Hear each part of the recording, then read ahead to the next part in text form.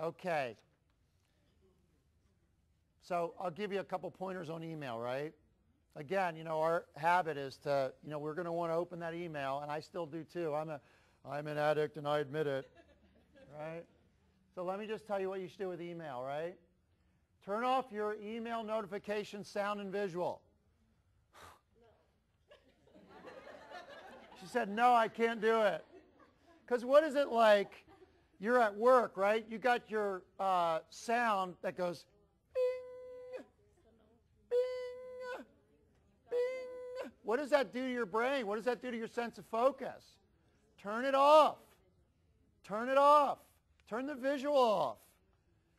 You will become more like a machine. We need you a human being. Right?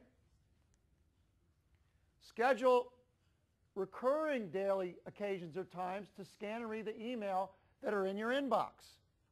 You actually have it in your calendar in the morning, at lunch, and before you leave. That's it.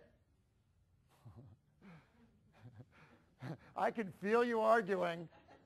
How many of you can see that you're addicted to email? We weren't kidding. We're actually, it's no less addictive than heroin. In fact, it's more addictive than pot. There was a study done. Not that I would know the difference, but I'm just saying, right? They said that email is more addictive than people that use pot.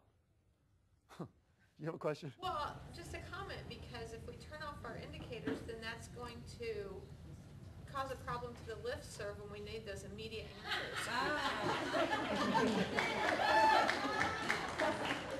So, I had to, sorry. yeah. So if you turn off the email indicators, it's going to cause a problem with the listserv when you need those immediate answers. Yes, okay, whatever, maybe. All I'm saying is it's a huge bat in the head, right?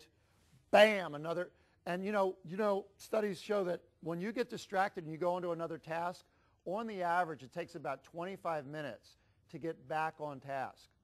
It's huge loss of productivity. So I'm just saying, you got to work it out for yourself.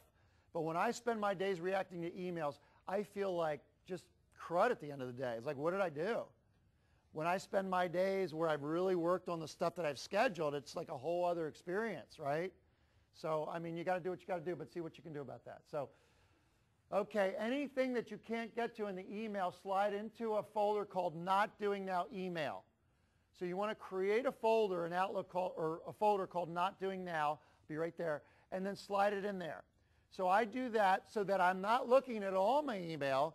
I'm only looking at the ones that I'm working on around now, which is like around this week.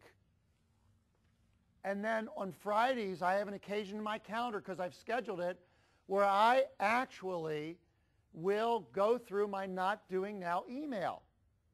So I can actually take my time with it instead of rushing to get through it to try to get it all done. I can be mindful. That feels